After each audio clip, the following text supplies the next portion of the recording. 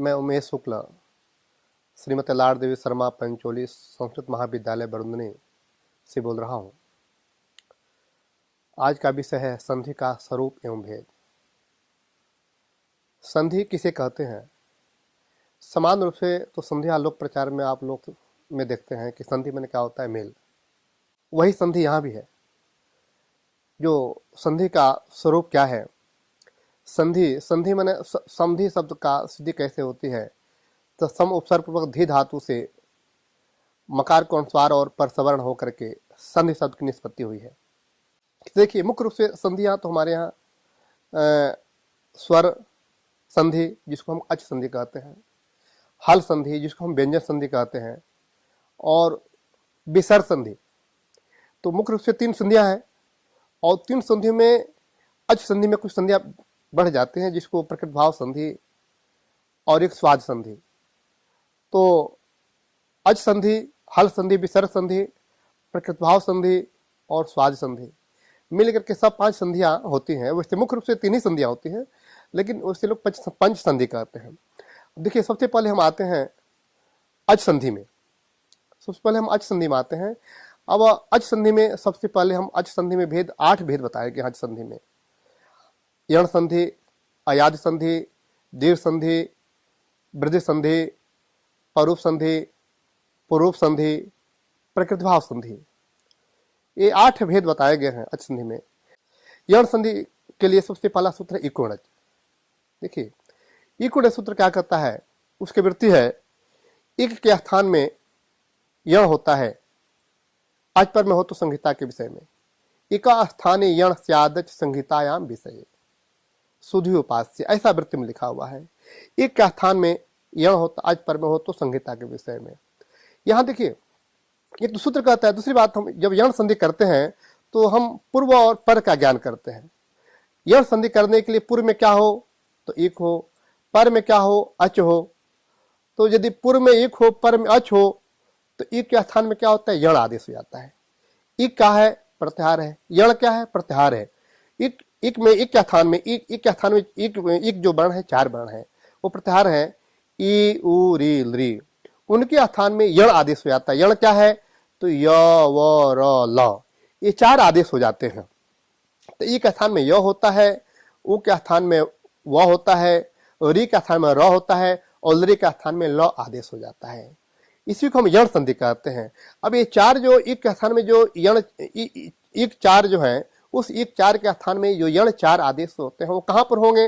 तो पर में क्या? अच प्रत्याहार। तो जहां संसार में यदि पूर्व में एक होगा, पर में अच होगा, तो वहां पर यण संधि होगी, वहां पर यण संधि होगी। जैसे प्रयोग मान लीजिए सिद्ध करना है शुद्धि उपास्य। क्या प्रयोग सिद्ध करना है?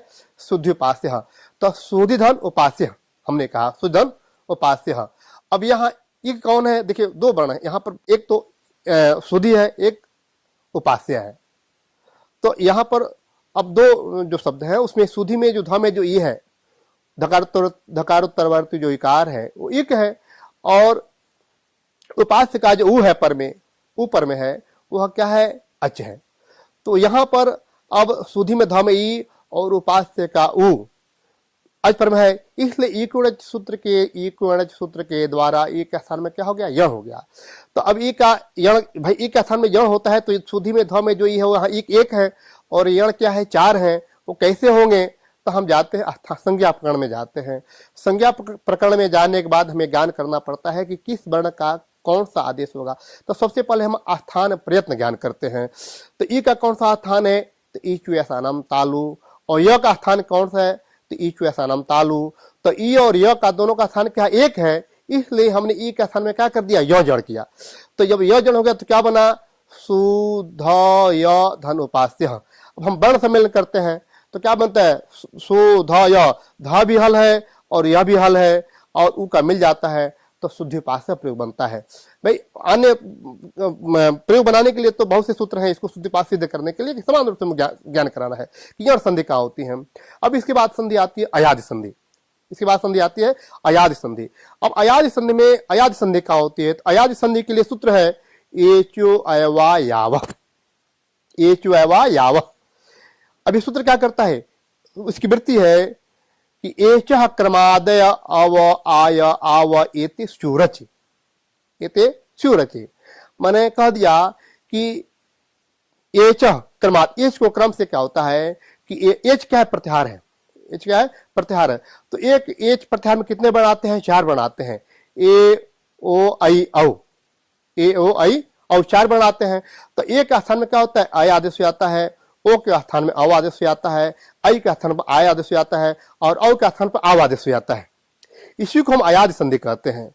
अभी अयाद संधि क्या होती है, तो सूत्र के माध्यम से होता है कि एक एच को ए ओ आई औ, एक के स्थान में आय, ओ का स्थान आओ, आई का स्थान आय, औ का स्थान आव आदेश हो जाते हैं। कहां पर होते हैं, तो पर में अज प्रत्याहार के वर्ण हो तो स्युरच, अज प्रत्याहार के वर्ण हो तो अज प्रत्याहार पर में, तो जैसे जैसे प्रयोग मान लीजिए, कौन सा प्रयोग सिद्ध करना है, जैसे नायका प्रयोग सिद्ध करना है। क्या प्रयोग सिद्ध करना है, नायका।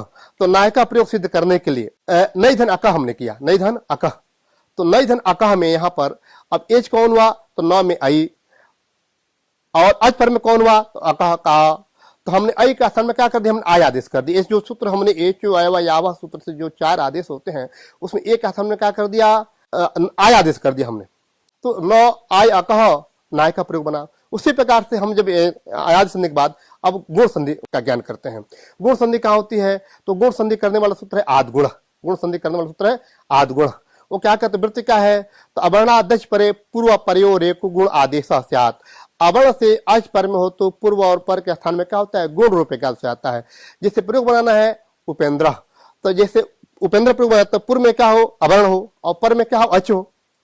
पूर्व में अवर्ण हो, पर में अच हो। तो यहाँ अब उपधन इंद्र में यहाँ अवर्ण कौन हो, उप में प में अच पर में कौन हुआ, इंद्र का ई। इसलिए अ और ई मिलके क्या हो गया, गुण हो गया। एक समान सूत्र तो कहता ही है। और गुण संधि करने के लिए सबसे पहले ज्ञान करना था पूर्व पर का।